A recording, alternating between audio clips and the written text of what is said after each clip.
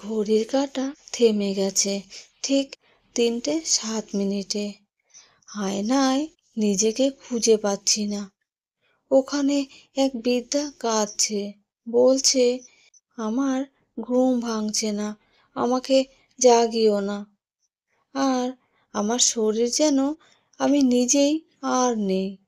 এই ঘুম কি স্বপ্ন, নাকি মৃত্যুর চেয়ে ভয়ানক কিছু? জানতে হলে চোখ বন্ধ করুন। এখানে বেজে উঠবে সেই মিউজিক। আর একবার চোখ বন্ধ করুন। শুনতে পাচ্ছেন? সময় থেমে গেছে, ভয় এসে গায়ে লেগে আছে।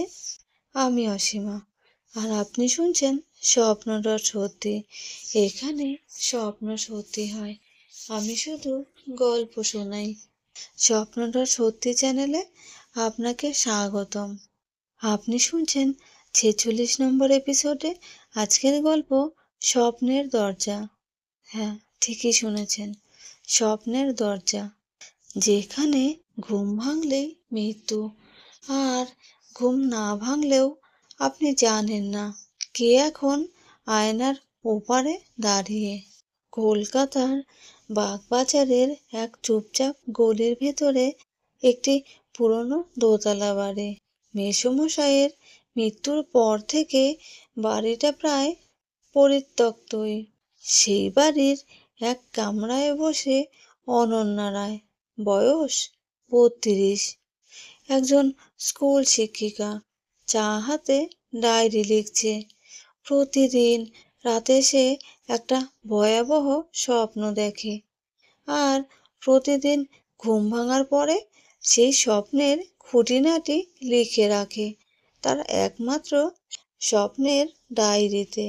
স্বপ্নটা একই, একটা বাড়ি, কাঠের সিঁড়ি, নিচে নামলে একটা ছোট্ট ঘর, আর সেই ঘরে দাঁড়িয়ে একটা আয়না। আয়নায় নিজের মুখ নয়, বরং একটা বৃদ্ধা নারীকে সে দেখে, যার চোখে কান্না আর ঠোঁটে শুধু একটি কথা, আমার ঘুম ভাঙছে না, আমাকে জাগিও না। প্রথম দিকে অনন্যা ভেবেছিল এ স্রেফ স্বপ্ন, হয়তো অতিরিক্ত স্ট্রেস, একাকিত্ব, অথবা নিছক কল্পনা। কিন্তু আশ্চর্যের বিষয় হলো, প্রতিদিন ঠিক রাত 3:07 তার ঘুম ভাঙে, বুক ধড়ফড় করে, মাথা ঘোরে, আর শরীর ঠান্ডা হয়ে যায়। সে ভয় পেতে শেখে না, বরং উৎসুক হয়ে ওঠে। একদিন আয়নার ঘরের স্বপ্নে সে হাঁটতে হাঁটতে অনুভব করে পায়ের নিচে ঠান্ডা জল জমে গেছে। ঘরের দেয়ালে হঠাৎ রক্তে লেখা দেখা যায়, ঘুম ভাঙলে মৃত্যু হবে, শুধু দরজা খোলো না। সে সেই রাতেই ঠিক করে স্বপ্নের খুঁটিনাটি লিখে রাখবে। লিখতে লিখতে সে বুঝতে পারে, ঘুমের ভিতরে সে হাঁটে, সে অনুভব করে, এমনকি আঘাত পায়। আর অবিশ্বাস্য হলেও ঘুম ভাঙার পরে সেই ক্ষত তার শরীরেও থেকে যায়। অনন্যা নিজের স্বপ্নকে সত্যি প্রমাণ করতে চায়। একদিন সে স্কুল লাইব্রেরির পুরনো সংবাদপত্র খুঁজতে খুঁজতে পেয়ে যায় 1975 সালের এক দৈনিক পত্রিকার ছোট্ট রিপোর্ট, স্বপ্নের অভিশাপে আত্মহত্যা। এক মহিলা, নাম অনন্যা রায়, একই ধরনের অভিযোগ রেখে আত্মদহনের পথ বেছে নেন।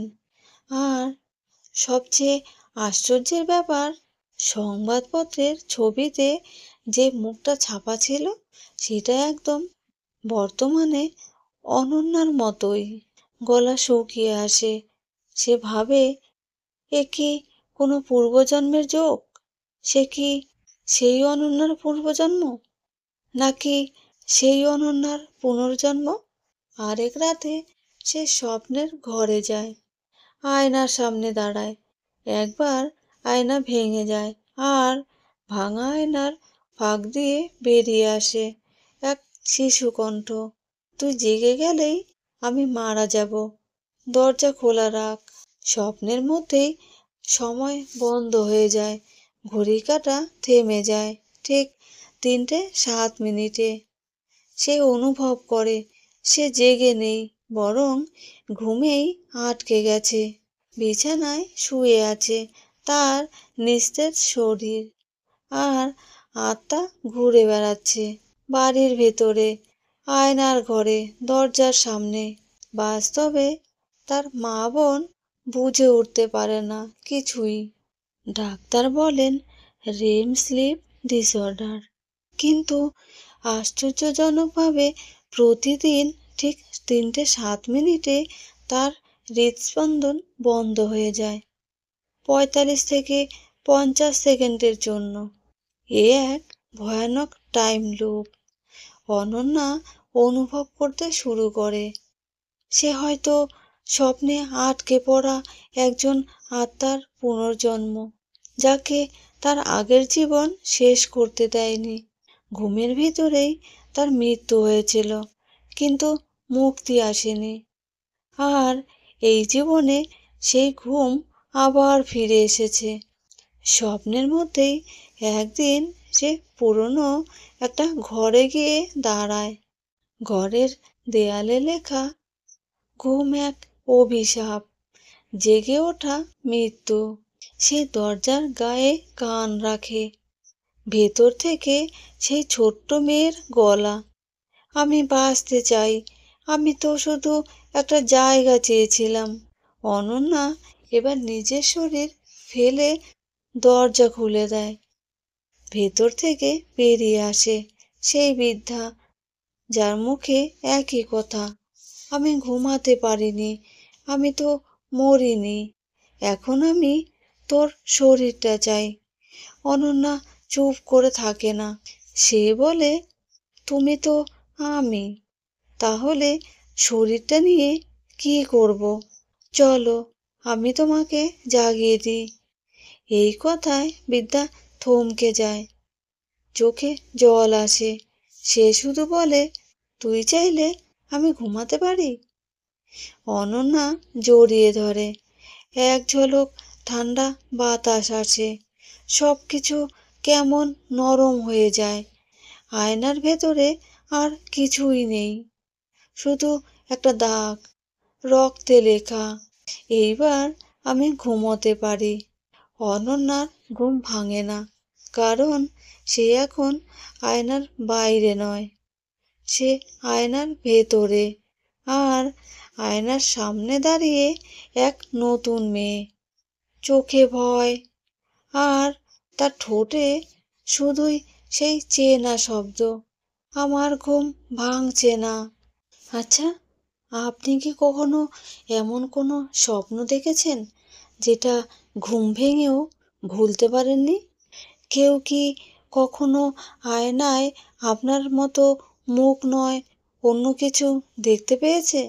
কমেন্টে জানিয়ে দিন আপনার দেখা সবচেয়ে ভয়ঙ্কর স্বপ্ন কী ছিল। গল্পটা যদি আপনার মনে লেগে থাকে তাহলে একটা লাইক দিন, আর কমেন্টে জানান কেমন লাগলো।